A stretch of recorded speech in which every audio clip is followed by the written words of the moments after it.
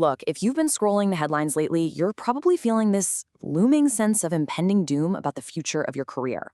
But in this explainer, we are going to completely shift that perspective from AI anxiety to absolute empowerment. We're breaking down some incredibly revealing insights from tech entrepreneur and NYU professor Scott Galloway, and we're turning them into a clear, data-backed playbook specifically for young professionals.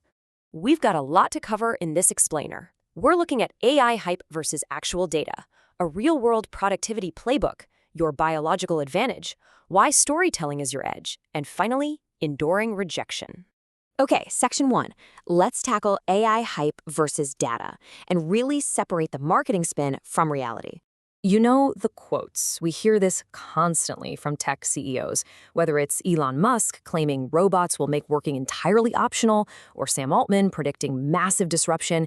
It's kind of designed to make you feel like a giant meteor is just hurtling straight for the labor market, right? Like it's going to wipe out our livelihoods tomorrow. But here's the thing. There is a massive, massive contrast between this doom narrative and the actual data. As Scott Galloway points out, a lot of this catastrophizing, it's basically just a dressed-up fundraising tactic. These AI companies have to justify trillion-dollar valuations. And to do that, they have to convince enterprises that their tech is so incredibly powerful, it'll create billions in labor cost savings. They're literally selling a dystopian future just to access cheap capital. So let's actually look at the data. U.S. unemployment, it's sitting at a historically low 4.5%. Youth unemployment is around 8.8%, which, believe it or not, is actually slightly below the historical average. Plus, new business permits per capita in the U.S. have literally doubled in the last 10 years. Honestly, that does not look like a meteor destroying the job market, does it? And get this, despite all the panic, year-over-year job listings for coders are actually up 11%. Even in fields like radiology, which everyone said would be completely wiped out by AI image scanning, they actually need more human radiologists now. Why? Because the market desperately wants people who know how to apply these new technologies, people who can do vibe coding or prompt engineering. Those folks are in higher demand than ever before. Right, moving on to section 2, the AI productivity playbook.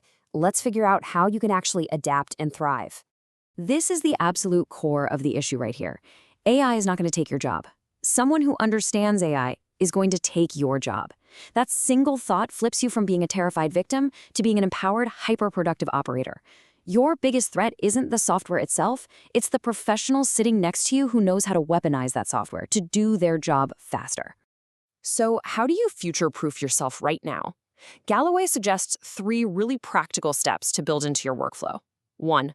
Always keep a second screen open that is purely dedicated to AI language models. 2. Port literally everything digital, emails, contracts, data sets, right into the AI.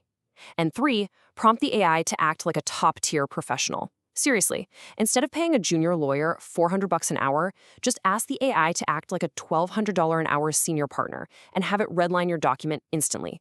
It's a total game changer. Let's look at how this plays out in the real corporate world.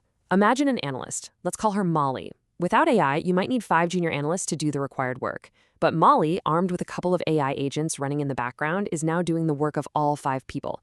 She's screening inbound interest, pulling market data, and running scoring frameworks entirely autonomously. If you become Molly, your leverage and your value to an employer just absolutely skyrockets. Which brings us to section 3, human biological advantage. Let's talk about what AI absolutely cannot do. Because as AI handles all that digital heavy lifting, it begs a really fascinating question. We're seeing AI merge with industrialized robotics right now. Elon Musk is boasting that Optimus robots will eventually be better than human surgeons. So, when an algorithm can diagnose an illness and a robot can physically perform brain surgery, what exactly is left for us biological beings to actually do? Well, the answer is hardwired into our biology. Think about it. An algorithm cannot take a client out to lunch. A language model absolutely cannot establish genuine real-world trust. A robot can't look an anxious patient or a hesitant investor in the eye to build rapport. Everything eventually reverse engineers to biology. Building real-world relationships, deep empathy, writing with actual human intent. These unautomatable soft skills are literally your ultimate competitive advantage. And that leads us perfectly into section 4, the storytelling edge, which is really the innovator's secret weapon. Building heavily on those biological connections, Galloway argues that storytelling is the single most enduring soft skill you could have for career influence. And the greatest innovators, whether it's Jeff Bezos with his famous 97 shareholder letter or Jensen Huang commanding his stadium like a rock star, they all use this exact same three-step framework. You have to be able to look at raw, cold data, construct a deeply compelling narrative arc around it, and then communicate that story seamlessly to other humans. When you master this, you're not just, explaining data to your boss. You are literally pulling the future forward. Elon Musk does this masterfully. By making the promise way ahead of the performance, you generate hype, you command attention, and most importantly, you access cheap capital. People don't just invest in the code you write. They invest in the compelling vision you build. All right, finally, Section 5. Enduring rejection, the required soft skill. We have to tackle what is probably the most uncomfortable but absolutely vital skill we are losing right now. Today, our digital lives are completely frictionless. We swipe for dates, we one-click apply for jobs, we isolate in echo chambers. And because of that, we are totally losing our tolerance for necessary real-world friction. We're losing the ability to endure rejection and hear the word no. And Galloway views this as one of the biggest threats to young professionals today. So you have to actively rebuild this resilience muscle.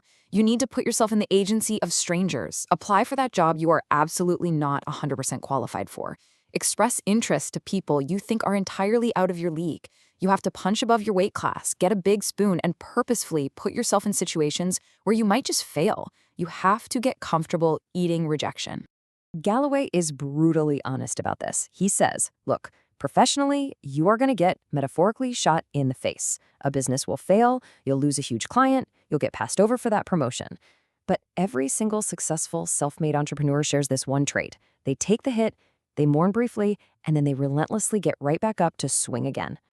So as we wrap up this explainer, I want to leave you with this final thought to fuel your career. The future belongs to people who can blend the hyper-productivity of AI tools with the irreplaceable friction of human connection and storytelling. The tools are right in front of you, but the resilience, that has to come from within. Are you ready to step up, get comfortable with rejection, and actually master this new economy?